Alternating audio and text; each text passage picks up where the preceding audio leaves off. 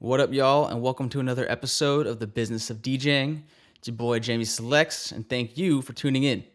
In this episode, we're going to go over 5 rules of networking for DJs. These actually originally came out as a collaboration post with BeatSource as part of their BeatSource Breakdown content series. So if you don't follow them yet on the socials, go check them out. It's just at BeatSource, wherever you find your social media. And if you're unfamiliar with BeatSource, they're a streaming platform from DJs that allows you to stream music directly into your Serato. Definitely going to be the future of DJing, so if you haven't checked them out, highly recommend it. Okay, so networking. As the saying goes, it's not what you know, but who you know. And I would actually take that one step further and say, it's not who you know, but who knows you and likes to work with you. Emphasis on the likes to work with you part. All right, so let's drop it into the 5 networking rules for DJs. Rule number 1, be genuine. The first rule of networking, and for life honestly, is to be genuine. This rule supersedes all other rules and should be applied to everything you do. Your aim is to create real, mutually beneficial human relationships with everyone you're trying to connect with. Selfish networking may get you ahead in the short term, but will always cost you your reputation in the long term. No one likes to work with someone who's in it for themselves, and over time that characteristic always shows. So, be genuine to yourself, be yourself, don't try to be someone you're not. Trust me on that one. Rule number 2, show up. Simply showing up is one of the best things that you can do to kickstart a relationship. It really is the ground floor. Now, showing up can take many forms, but the core idea is simple. Show up and support others.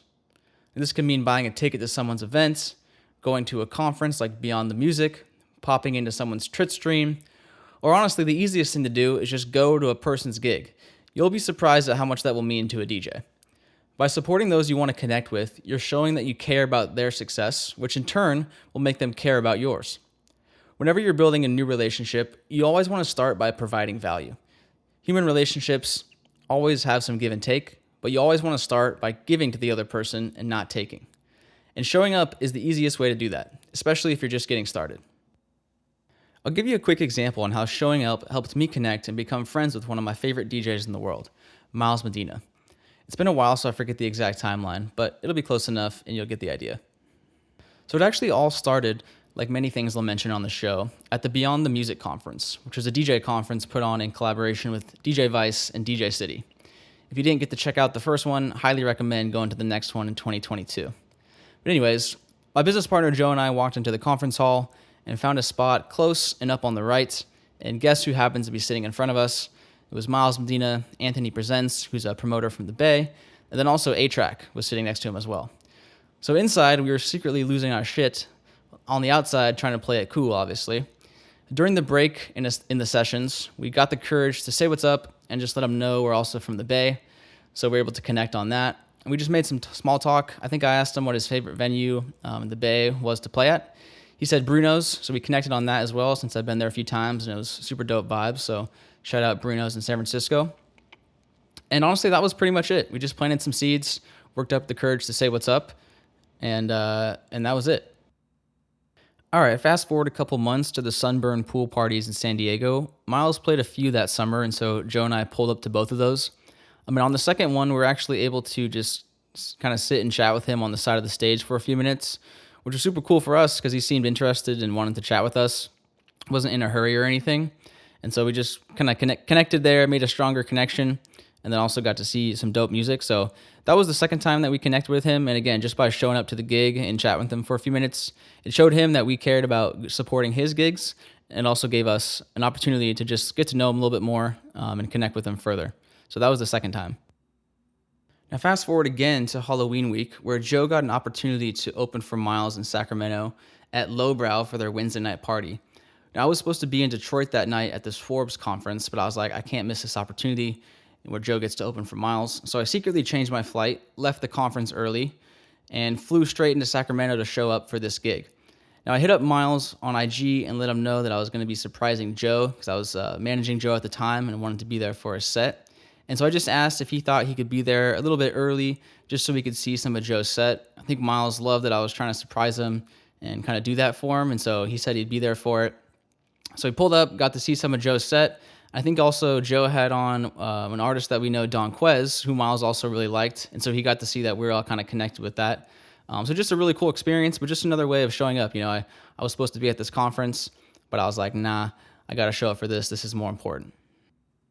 So that Friday after the Wednesday Halloween gig, Miles was putting on his own Halloween event called Life is But a Dream in San Francisco.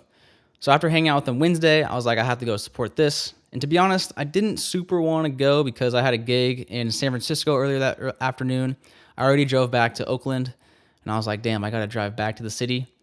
But I was like, damn, I really got to show up just because we connected with him on Wednesday, and I gotta pull up to this. So I put together a last minute costume. I grabbed this crate underneath my desk, threw some vinyl in there, throw some headphones, and I just went as like an old school vinyl DJ. That was like the best thing I could come up with last minute. And this actually ended up working out extremely well because I pulled up with this like crate that I had to carry. And when I first got there, I got there super early, which is another pro tip. If you get there early, you get a good chance to talk to people. Miles saw me carrying this thing and he offered to put it into the manager's office so I wouldn't have to carry it around the whole time. So I dropped it in there, which was funny because, like I said, I wasn't trying to stay the whole time, but since I didn't have my crate and I didn't want to ask for it like mid-set, so I was kind of like locked in. So I ended up staying the whole time and got to see all of Miles' set, which was super dope. I was up in the front. And so I stayed a little bit afterwards just to like chat with the people there, get to know everybody. And Miles was like super appreciative of me coming out. He gave us all posters and everything. And so yeah, he just was super stoked. And I was like, damn, he's hella stoked that I'm coming. Like, this is crazy to me that I can have that impact just by showing up to this event. But if you think about it, if someone's putting on their own event and you pull up, it really does mean a lot to them. So it kind of makes sense. But he ended up giving me his phone number that night just so we could, connect further. And I was like, damn, I just got Miles Medina's phone number. This is crazy. So at this point, we're just pretty much homies. It's like whenever he pulls up to San Diego, I always try to go to those gigs. But I just wanted to tell this story just to show how showing up to someone's gigs and just trying to connect with them there and support them in whatever their endeavors are going to allow you to connect with people in a mutually beneficial way and just allow you to create friends out of the people that, you look up to. All right, well, let's keep it moving. Move on to rule number 3. Rule number 3, be professional. Being a professional business partner in any setting will always get you more callbacks and give you a reputation that will make people want to work with you. Treating your business relationships with respect is the basis for professionalism. You always want to treat their events or their business as you would want to treat your own. Whether it's a bar owner, promoter, or bride at a wedding, you always want to conduct yourself in a way that shows you care about their success as much as your own. In a practical sense, being professional kind of looks like the following. Being on time, aka being early, helping other DJs with swap outs or listening to a little bit of their sets, always thanking the security, bar, and wait staff after the gigs. Don't pretend to be a superstar because guess what? You're not. And just understanding how to communicate effectively via email. This is a huge one. Texting is okay with close homies or small details, but for the main business communications, you should always be doing it via email. Do all these things and be well on your way to creating mutually beneficial professional relationships. Rule number 4, build. The first 3 rules focus on building human relationships. These last 2 are about how you can capitalize on those relationships in a mutually beneficial way to level yourself up. Now, in order to capitalize, you've got to be ready when an opportunity presents itself. And how do you do that? Always be building.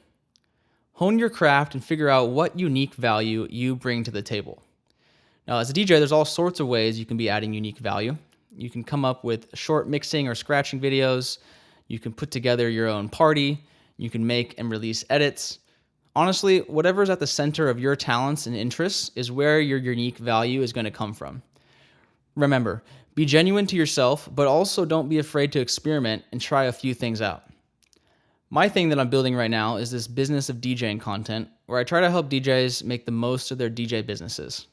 I started off with the Taxes for DJs long-form article, did a few of those, and now I'm trying out these short podcast episodes to see how these perform in the marketplace of DJ content.